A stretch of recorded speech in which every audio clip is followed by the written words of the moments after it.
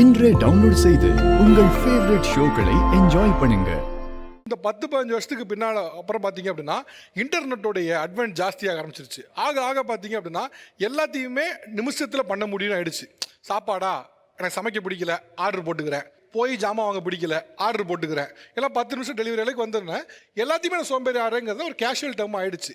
So அப்போ இந்த habit வந்து ஹெல்த்தியானது தானா, ஃபேமிலிக்குள்ளே இது எப்படி ஒர்க் ஆகுது, சொசைட்டி இந்த சோம்பேறித்தனத்தை எப்படி இருக்குது, எப்படி பார்க்குது அப்படின்னு தான் பேசலாம் நினச்சோம். ஸோ நான் பேச இருக்க தலைப்பு என்ன அப்படின்னா, நான் சோம்பேறி தான் என கூலாக சொல்பவர்கள் மற்றும் அவர்களின் குடும்பத்தினர். நீங்களாம் சோம்பேறிகள் கரெக்டா? அப்போ கூட யாரும் கூச்சமே இல்லாமல் ஓகே. ஸோ ஃபர்ஸ்ட் கொஸ்டின் ரொம்ப ரொம்ப சிம்பிள். நீங்கள் சோம்பேறி தான் அப்படிங்கிறத நீங்களே ஒப்புதல் வாக்கு மூலம் கொடுக்க போறீங்க. நான் சோம்பேறி, எப்படிலாம் சோம்பேறினா இப்படிலாம் சோம்பேறி அப்படின்னு நீங்களே சொல்றீங்க. செல்ஃப் டிக்ளரேஷன் என்ன? நான் நடக்கிறதுக்கே ஃபர்ஸ்ட் சோம்பேறிப்படுவேன் சார். நடக்கிறதுக்கே சோம்பேறிங்களா? நான் வந்து நடக்கவே மாட்டேன், பெட்லேயே தான் உட்காந்துட்டு இருப்பேன். எங்கள் அம்மா தான் எல்லாமே எனக்கு போட்டு வந்து கொடுப்பாங்க.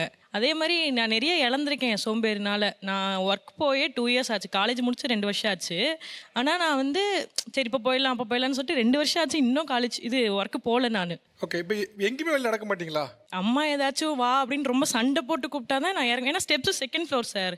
ஸோ இறங்கி போயிட்டு வரணும், ஸோ கிளம்பணும், குளிச்சு கிளம்பணுன்ற போதெல்லாம் ரொம்ப கஷ்டமாக இருக்குது. என்ன கஷ்டமா இருக்கு புரியலையே. கிளம்பணும்ல சார், ட்ரெஸ்ஸு போடணும், குளிக்கணும், கொஞ்சமாச்சும் மேக்கப் போடணும், அதெல்லாம் கிளம்பி போகணும்ல. அதனால நான் போவே மாட்டேன், சண்டை போட்டுருவேன் வீட்டில். அட வரல நீ போமா அப்படின்ட்டுருவேன். வெளியில போறதுங்கிறது வெளில போறது இல்லை, எந்திக்கணும், பல் தேய்க்கணும், குளிக்கணும், ட்ரெஸ் போடணும், மேக்கப் போடணும். ஆமாங்க விஷயம் சார். இருக்கு. இதனால நான் காலேஜ் வந்து ஃபைன் கட்டி தான் எக்ஸாம் எழுதினேன். ஏன்னா எனக்கு அட்டனன்ஸே இல்லை.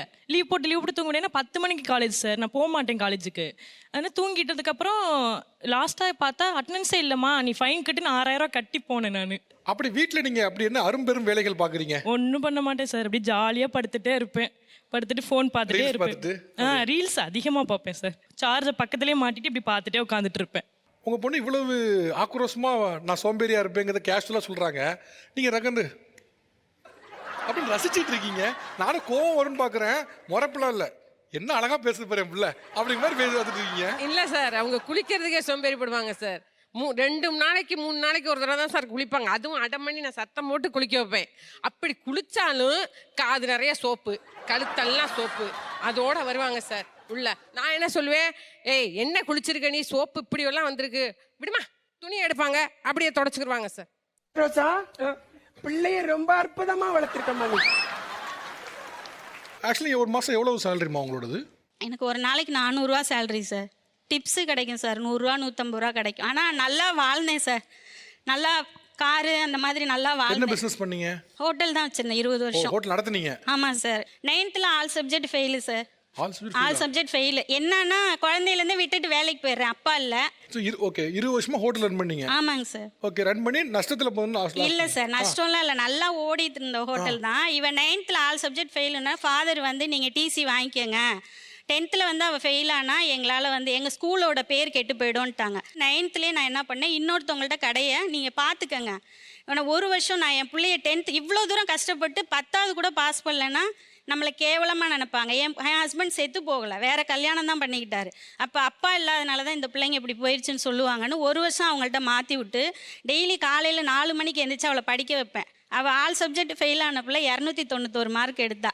சரின்னு 11th அவள் பாஸ் பண்ண 10th பாஸ் பண்ண வச்சுட்டு என் கடையை நான் பார்க்க போகையில் 10 லட்ச ரூபா அந்த கடையை நம்பி நான் விட்டவங்க கடன் வாங்கி வச்சுருந்தாங்க. அவங்க கடன் சொல்லி என்னை ஏமாற்றிட்டாங்க. அப்போது நான் தெருவில் நின்னேன் சார் 2 பிள்ளைங்களோட. அப்போ எனக்கு வேறு வழி தெரியல, உங்களுக்கே நான் சாப்பாடு போட்டிருக்கேன். எனக்கா? ஆமாம் சார், நான் வேலை செஞ்ச ஹோட்டலில் தான் நீங்கள் சாப்பிட்டீங்க. எந்த ஹோட்டல்மா? திருச்சியில் சார். நான் வந்திருக்கேன். ஆமாம் சார், நானே உங்களுக்கு பரிமாறி இருக்கேன் சாப்பாடு. ஒருவேளை எனக்கு ஏதாவது ஆயிடுச்சுன்னா இந்த பிள்ளைங்களோட சோம்பேறித்தனம் இவங்க லைஃப்பை அழிச்சிரும். யார் பார்த்துப்பா, என்ன உன் அம்மா பிள்ளை வளர்த்து வச்சுருக்கான்னு கேட்க மாட்டாங்களா? அந்த பயம்தான். என் பிள்ளை சோம்பேறின்னு நான் ஏன் இங்கே வந்து சொல்கிறேன்னா, அப்போயாவது நீங்கள் உங்களை மாற்றிக்கங்க.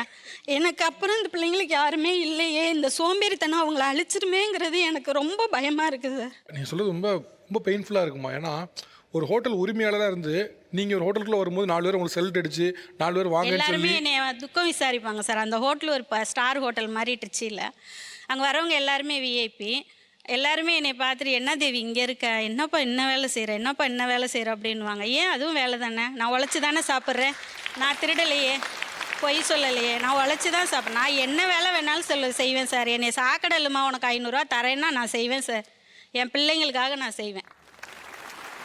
ஆக்சுவலாக உண்மையிலே அவங்க ஒரு தடவை சொல்கிறது எனக்கு ஒரு மாதிரி, அவங்க எனக்கு அம்மா இல்லை தான், அவங்க எனக்கு எந்த வகையில் ரிலேஷன் இல்லை தான், ஆனால் அவங்க சொல்கிறது எனக்கு வந்து ஒரு மாதிரி வலிக்குது. ஓகே, நீங்கள் பெரிய ஆளாக என்ன பண்ணணும் ஆசை, அம்மாவுக்கு என்ன பண்ணி பார்க்கணும் ஆசை? ஐடி ஜாப் போனே அவங்கள பார்த்துக்கணும் தான் சார். ஓகே, ஐடி போய் என்ன பண்ணணும், அம்மாவுக்கு என்ன பண்ணி பார்க்கணும் ஆசை? ஒரு ஹோட்டல் ஓனராக இருந்தாங்க, இன்னைக்கு சர்விங்கில் இருக்காங்க, அம்மாவுக்கு என்ன அவங்க பண்ணி வேலையை விட்டுட்டு நான் பார்த்துப்பேன் சார். நீ வேலைக்கே இப்போயும் நான் சொல்கிறது அதுதான், நீ வேலைக்கு போவேன்னா நான் பார்த்துக்கிறேன். நான் வந்து எடிட்டிங் பண்ணிவிட்டு நான் என்னால் முடிஞ்ச அளவு எனக்கும் அதில் சேலரி வருது தான், அதை வச்சு நான் பார்த்துக்கிறேன். இன்னும் கொஞ்சம் எஃபெக்ட் போட்டோன்னா இன்னும் அது வந்து நல்லா போகும். நான் மீண்டும் உங்களுக்கு என்ன சொல்கிறேன்னா, ஒரு ஹோட்டல் வச்சு அவங்கள ஓனராக ஒருத்தரை உட்கார வச்சுருங்க. அதுதான் நீங்கள் அவங்களுக்கு செய்யறது. ஒன்ஸ் ஒருத்தர் ஹோட்டலில் உட்காந்தோன்னா இது வரைக்கும் அவங்கள பார்த்தவங்களாம் என்ன சொல்லியிருப்பாங்க, எப்படி இருந்த ஃபேமிலி வாழ்ந்து கட்டிச்சு பாரு அப்படின்னு பேசியிருந்துருப்பாங்க.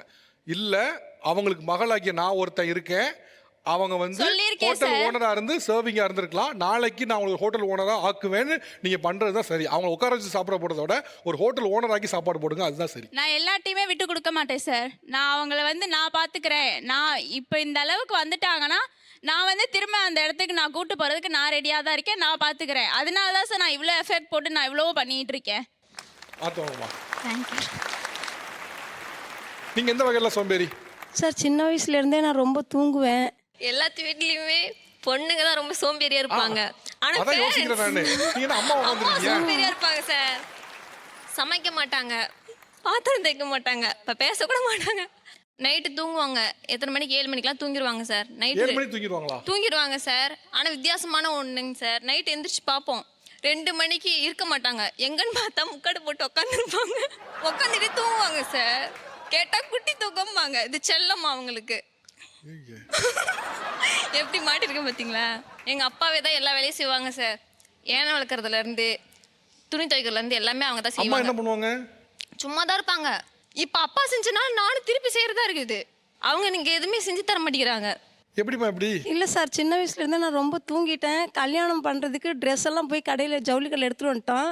அப்போ சொன்னாங்க விடியாகாலம் எழுந்திரிக்கணும், மாமியார் மாமனால திட்டுவாங்க, வேலை செய்யணும், நான் கல்யாணம் வேண்டான்னு சொல்லிட்டேன். சரி. வேண்டானோடனே அப்போ நீ வந்து 2 லட்ச ரூபாய் அவதாரம் கட்டணும். அபராதமா? அந்த கல்யாணம் நம்ம வேண்டாம், மாப்பிள்ளை வேண்டான்னு சொன்னால் கட்டணும் அப்படின்னு சொன்னாங்க என்கிட்ட. நீ பணம் கட்டணும். சரி அப்போ நான் கல்யாணம் பண்ணிக்கிறேன். 2 லட்ச ரூபாய் அப்போ ரொம்ப பெருசு, எங்கேருந்து கட்டுறது, நான் பண்ணிக்கிறேன்னு சொல்லிட்டு கல்யாணம் பண்ணிட்டேன். பண்ணோன்னே ஒரு பையன் பிறந்துச்சு, அதுக்கு அண்ணன். அபராதத்துக்காக கல்யாணம் பண்ண முதல் ஆமாம் சார். அப்புறம் 2 லட்சங்கிறாங்களே வீட்டில், அம்மா அப்பா வீட்டில் எப்படி உன்னை அப்பயே சொல்ல வேண்டியதானே பண்ணி பையன் ஒன்று பிறந்துருச்சு. நான் இனிமேல் எனக்கு வேண்டாம், அம்மா வீட்டுக்கு போயிட்டேன். மறுபடியும் மாமியார் மாமனை கூப்பிட்டு வந்து வச்சுட்டாங்க. இந்த பாப்பா பிறந்துச்சு. பிறந்துச்சுன்னா உங்களுக்கு தரமா? யாருக்கோ பிறந்த மாதிரி பிறந்துச்சு. எனக்கு வேண்டாம். பிறந்துருச்சு, பாப்பா பிறந்துருச்சு, பையன் பிறந்துட்டாங்கிறீங்க. இவங்க தான் சார் கூட்டி வந்து என்னை வாழ வைக்கிறாங்க. நான் தான் வேண்டாம் வேண்டான்னு போயிடுறேன். எந்திரிச்சு வேலை செய்ய சொல்கிறாங்களே.